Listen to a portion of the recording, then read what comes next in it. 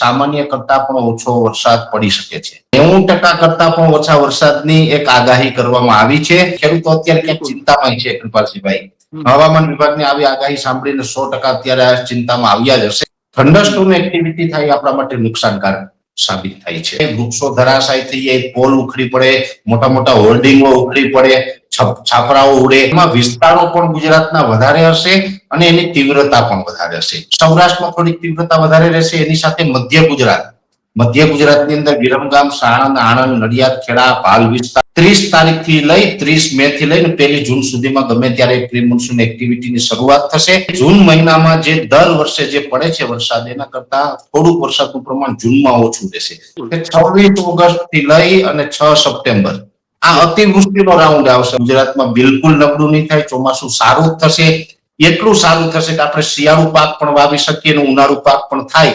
આંખોમાં બેઠેલા ચાતક કહે છે કે ચોમાસું ક્યાંક આસપાસ છે। આમ જોઈએ તો એક બાજુ ખેડૂતો ચાતક નજરે ચોમાસાની રાહ જોઈ રહ્યા છે, તો બીજી બાજુ લાખો ખેડૂતો કાન દઈને પરેશભાઈ ગોસ્વામીને સાંભળી રહ્યા છે। કારણ કે અત્યારે હવે ગમે ત્યારે ચોમાસાની શરૂઆત થઈ શકે છે। ચોમાસાને વધાવવા માટે ખેડૂતો તૈયાર છે અને આમ જોઈએ તો જેટલા પાક માટે વરસાદ જરૂરી હોય છે, એટલું જ ખેડૂતો માટે ચોમાસું જરૂરી હોય છે। અને હવે જોઈએ તો જે ચોમાસા પહેલા પ્રી મોન્સૂન એક્ટિવિટીના વરસાદ થતા હોય છે, તેની પણ શરૂઆત થવાની છે। વેધર ટીવીના માધ્યમથી પરેશભાઈ તેની પણ આગાહી કરી છે।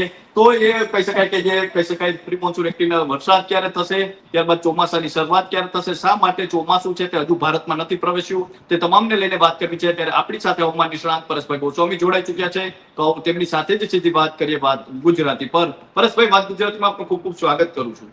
જી નમસ્કાર સર, શું કહેશો કે આમ જોઈએ તો હવે ખેડૂતો આપને ખૂબ સાંભળી રહ્યા છે, લાખો ખેડૂતો અત્યારે વેધર ટીવીના માધ્યમથી આપને દરરોજ હોય છે। કારણ કે પરેશભાઈ ક્યારે જાહેર કરે કે હવે ચોમાસું આવી રહ્યું છે અથવા વરસાદ આવી રહ્યો છે, તો પરેશભાઈ સૌપ્રથમ તો પ્રી મોન્સૂન એક્ટિવિટીના વરસાદ ક્યારે થશે અને ચોમાસું શા માટે હજુ ભારતના કેરળના દરિયા કિનારે નથી પહોંચ્યું? ચોક્કસથી હવે પ્રી મોન્સૂન એક્ટિવિટીની વાત કરું એ પહેલા આપણે કેરળના દરિયાકાંઠે ચોમાસાની વાત કરવી ખૂબ જરૂરી છે। જોકે કેરળની અંદર જે ચોમાસાનો પ્રવેશ થાય એની સંપૂર્ણ જાહેરાત કરવી એ આઈએમડી એટલે કે ઇન્ડિયન મીટિયોરોલોજી ડિપાર્ટમેન્ટ, જેને ગુજરાતીમાં આપણે હવામાન વિભાગ કહીએ છીએ, એમના હાથમાં છે। ઘણી વખત એના જે ક્રાઇટેરિયા હોય છે, મુખ્ય જે 4-5 ક્રાઇટેરિયામાંથી 3 ક્રાઇટેરિયા પૂર્ણ થાય ત્યાર પછી ચોમાસાની જાહેરાત કરતા હોય। એક અત્યારે પવનની ઝડપ ત્યાં ઘટી રહી છે, મેં આની પહેલા પણ લગભગ 1-2 દિવસ પહેલા આપને માધ્યમથી વાત કરી હતી। પવનની ઝડપ છે એ 35 કિલોમીટર કરતા ઓછી છે, એટલે કદાચ જાહેરાત આ લોકો નહીં કરતા હોય। પણ આમ જોવા જઈએ તો મારી દ્રષ્ટિએ અને મારા જે અનુભવ છે ત્યાં સુધી કેરળમાં ચોમાસું આવી ગયું એવું કહી દેવું હોય તો એમાં કઈ ખોટું નથી। ત્યાં હવે ચોમાસાની વિધિવત શરૂઆત છે। હવે જે પવનની ઝડપ છે એ ક્રાઇટેરિયો ખૂટે છે, પણ અંતે તો હવામાન વિભાગ પાસે જે એનું પાવર છે એટલે એની રીતે આગાહી કરશે, એનાથી બહુ લાંબો ફરક નહીં પડે। કેમ કે ચોમાસાની જાહેરાત છે કદાચ આજે થાય અથવા તો 2 દિવસ પછી થાય। ગુજરાતને કોઈ ફરક નથી પડવાનો। ગુજરાતની અંદર તો નિયત સમયે 15 જૂન આસપાસ જે આપણે ચોમાસું આવતું હોય છે એ જ પ્રકારે ચોમાસું આવવાની સંભાવનાઓ છે। સાથે આમ જોવા જઈએ તો આજે હવામાન વિભાગનું એક એવું સ્ટેટમેન્ટ પણ આવ્યું છે, એટલે આપણા માધ્યમથી મારે ખાસ દરેક ખેડૂત ભાઈઓને એક અપીલ કરવી જરૂરી છે। હવામાન વિભાગનું આજે એક એવું સ્ટેટમેન્ટ આવ્યું છે કે સામાન્ય કરતા પણ ઓછો વરસાદ પડી શકે છે, જેમાં 90% કરતા પણ ઓછા વરસાદની એક આગાહી કરવામાં આવી છે। છતાં પણ હું મારા વ્યક્તિગત જે અનુભવો છે એના આધારે કહું છું કે આપણે પહેલેથી કહેતા આવ્યા છીએ કે 95% આસપાસ ચોમાસું રહેવાનું છે, સામાન્ય રહેવાનું છે, એટલે કે નબળું બિલકુલ નથી થવાનું। એ જ રીતે ભલે XYZ આગાહી આવી હોય, હજી એમાં ઘણા બધા અપડેટ આવશે, ફેરફાર થશે, નબળું નથી થવાનું। કેમ કે ખેડૂતો માટે આ ખૂબ મહત્વનો સમાચાર છે ને ખેડૂતો અત્યારે ક્યાંક ચિંતામાં છે કૃપાલસિંહભાઈ। હવામાન વિભાગની આવી આગાહી સાંભળીને 100% અત્યારે ચિંતામાં આવ્યા જ હશે। પણ હું ખેડૂતોને કહું છું કે ભાઈ ચિંતા નથી કરવાની। ગુજરાતમાં બિલકુલ નબળું નહીં થાય, ચોમાસું સારું થશે। એટલું સારું થશે કે આપણે શિયાળુ પાક પણ વાવી શકીએ અને ઉનાળુ પાક પણ થાય ત્યાં સુધીના પાણીની વ્યવસ્થા થઈ જશે। ગુજરાતના દરેક ડેમો છે એ ભરાઈ જશે, કુવા બોર બધું છલકાઈ જશે। કુદરત છે, કુદરત બધું સારું કરશે। આમ તો મને આજે એક શેર યાદ આવે છે કૃપાલસિંહભાઈ, આપણે કહીએ છીએ કે મેને ખુદા से दुआ मांगी, दुआ में मैंने अपनी मौत मांगी, खुदा बोला मौत तो मैं तुझे अभी दे दूं लेकिन उसे क्या दूं जिसने तेरी लंबी उम्र की दुआ मांगी।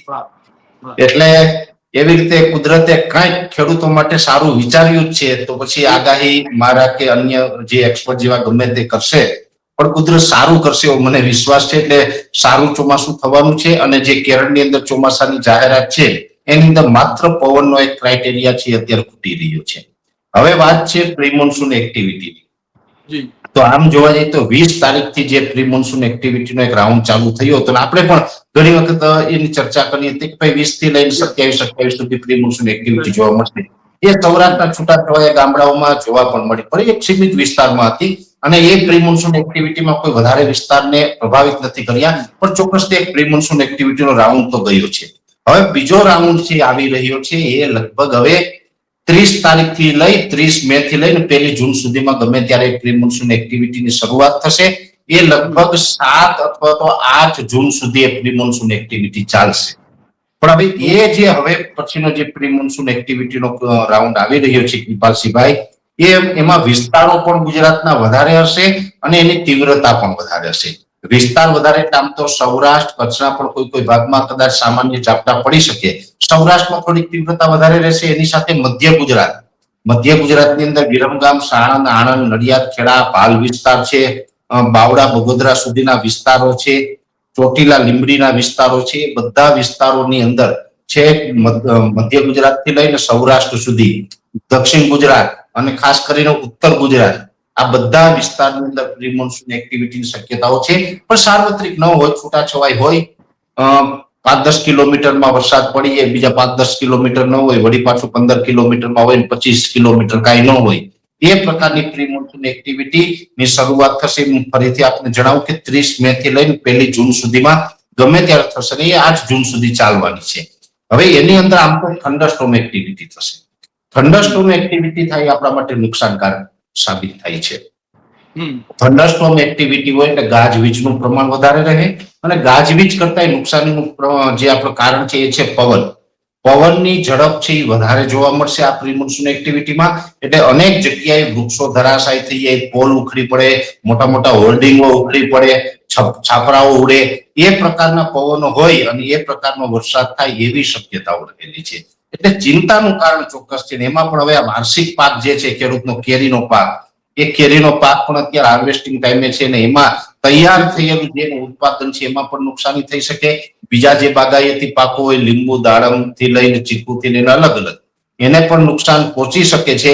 સાથે ઊંચાઈ વાળા પાક હોય અથવા તો બીજા પણ ઘણા બધા એવા મુદ્દા છે કે જેની અંદર ખેડૂતને નુકસાન થઈ શકે. ખેડૂતોની સાથે આમાં તો બીજા અન્ય લોકોને પણ નુકસાન થાય, કેમ કે આ તો જે પવન સાથે, શહેરી વિભાગમાં પણ જો પવન સાથે એટલો વરસાદ પડે તો દુકાનોના છાપરા ઉડવા, વીજ પોલ ધરાશાયી થવા, વૃક્ષો ધરાશાયી થવા, રોડ રસ્તા ઘણી વખત વૃક્ષો ધરાશાયી થવાને કારણે બંધ થઈ જાય, આ પ્રકારના વરસાદો છે થવાના છે. એટલે તીવ્રતા વધારે રહેશે. આ હશે બીજો રાઉન્ડ અને આ વર્ષે પ્રી મોન્સૂન એક્ટિવિટીના 2 રાઉન્ડ છે. એક તો ગયો અને હવે આ બીજો રાઉન્ડ આવી રહ્યો છે અને એ પછી આપણે 15 જૂન આસપાસ ચોમાસાની શરૂઆત થાય તેવી શક્યતા કૃપાલસિંહભાઈ માની લીધા છે. જી પરેશભાઈ, આમ તો આપનો વર્ષોનો અનુભવ, આપ દાયકાઓથી આગાહી આપો છો, ખેડૂતો પણ આપણને વર્ષોથી સાંભળે છે. તો આપના અનુભવ પ્રમાણે જાણવું છે કે ચોમાસું જ્યારે ગુજરાતમાં પ્રવેશશે ત્યારે ચોમાસું કેવું હશે? અત્યારે જ આપણે જોઈએ તો કેરળમાં જે ચોમાસું પ્રવેશ્યું છે, ખાસ કરીને હજુ પણ કહી શકાય ચોમાસું પ્રવેશ્યું હજી થોડી લેટ થયું છે. આપણે જે રીતે જોયું તો ગુજરાતમાં ચોમાસું પ્રવેશે ત્યારે કેવું હશે વાતાવરણ, ખાસ કરીને વરસાદ કેવો હશે? કૃપાલસિંહભાઈ, ગુજરાતની અંદર ચોમાસું પ્રવેશ કરે તેનો મુખ્ય દ્વાર કહેવામાં જે આવે છે એ છે વલસાડ જિલ્લો. સૌ પ્રથમ એન્ટ્રી વલસાડ જિલ્લાથી થાય છે. બીજી એન્ટ્રી સૌરાષ્ટ્રના દરિયાકાંઠાના જિલ્લાઓમાં થાય છે. એમ પછી ધીમે ધીમે ચોમાસું આગળ વધતું હોય. જે 15 જૂન આસપાસ વરસાદ પડવાનો છે એ અમે લગભગ આ 1-2 મહિનાથી કહેતા આવ્યા છીએ. એ જ પ્રમાણે એની પેટર્ન રહેવાની છે કે 15 જૂન આસપાસ વરસાદ હશે. એમાં સાર્વત્રિક બધામાં વાવણી નથી થવાની. અમુક જગ્યાએ થશે, અમુક જગ્યાએ નહીં થાય. અને જે વિસ્તારમાં ચોમાસાની એન્ટ્રી થઈ જશે એમાં પણ 50% વિસ્તારમાં હશે, 50%માં નહીં હોય. એ પ્રકારની શરૂઆત છે થવાની છે. જોકે શરૂઆતમાં જ્યાં પડશે ત્યાં પાછો ધમાકેદાર હશે, નહીં પડે ત્યાં માત્ર વાદળછાયું વાતાવરણ, ગાજવીજ થઈને જતું રહેશે ને વરસાદ ન પડે, આવું થશે. ઘણી જગ્યાએ એવું પણ બનશે કે એકદમ ઓછો વરસાદ હોય, 1/2 ઇંચ કે 1 ઇંચ વરસાદ હોય એટલે વાવણી ન કરી શકાય, અથવા તો એવું ના કહી શકાય કે અમારો વરસાદ નથી થયો. એટલે આ પ્રકારની અમુક વિસ્તારમાં જોવા મળશે. એવો મિક્સ પ્રતિસાદ વાળો 15 જૂન આસપાસ ચોમાસાની એન્ટ્રી થશે એટલે વલસાડ અને જે આપણે કહી શકાય કે સૌરાષ્ટ્રના દરિયાઈ કાંઠાના વિસ્તારોને એમાં એન્ટ્રી થઈ જશે. પછીથી ચોમાસું પાછું ધીમે ધીમે આગળ ચાલશે. એમાં 22 થી 25 જૂન આસપાસ જે ગતિ કરશે એમાં લગભગ મોટા ભાગના વિસ્તાર આવશે. સૌરાષ્ટ્ર હોય, કચ્છના ઘણા બધા વિસ્તાર છે, મધ્ય ગુજરાત છે, દક્ષિણ ગુજરાતના તમામ વિસ્તાર, મધ્યપ્રદેશ બોર્ડર એ મોટા ભાગના વિસ્તારોને કવર કરી લેશે. અને એ પછી જૂન એન્ડ અને જુલાઈની શરૂઆત એમાં તો ઓલ ઓવર ગુજરાતમાં કવર કરી લેશે. આ એક ચોક્કસથી છે કે જૂન મહિનામાં જે દર વર્ષે જે પડે છે વરસાદ એના કરતા થોડુંક વરસાદનું પ્રમાણ જૂનમાં ઓછું રહેશે. જુલાઈમાં પણ એ જ પ્રકારની પેટર્ન રહેશે. પણ અમે વારંવાર કહેતા આવ્યા છીએ 15 ઓગસ્ટ પછીનું સેશન છે એ કૃપાલસિંહભાઈ વર્ષનું ચિત્ર બદલશે. કુવા, બોર, ડેમો બધું ઓવરફ્લો કરશે અને આપણે 95% સુધીના વરસાદ પડશે. વર્ષ બિલકુલ નબળું નથી થવાનું. ઓગસ્ટના એન્ડમાં પણ પડશે, સપ્ટેમ્બરમાં પડશે, ઓક્ટોબરમાં પણ 2 વરસાદ પડશે. અને ખાસ કરીને મેં ગયા વખતે પણ આપણે એક તારીખ નોંધ કરાવી હતી. આજે પણ કહું છું બિલકુલ કે 26 ઓગસ્ટ થી લઈ અને 6 સપ્ટેમ્બર આ અતિવૃષ્ટિનો રાઉન્ડ આવશે. હવે જે વર્ષની અંદર અતિવૃષ્ટિની શક્યતાઓ હોય, અતિવૃષ્ટિ એટલે કે સામાન્ય કરતા વધારે વરસાદ પડી એ બધા ડેમો છે એ એક સાથે ઓવરફ્લો કરી નાખે, આવી અતિવૃષ્ટિની સંભાવનાઓ હોય એમાં પછી નબળા વરસાદનો તો કોઈ ચાન્સ ન હોય કે નબળું વર્ષ ન થાય. એટલે આમાં ક્યાંય ચિંતાનું કારણ નથી. સમય અંતરે ચોમાસું છે આવી જશે અને ચોમાસું સારું રહેશે.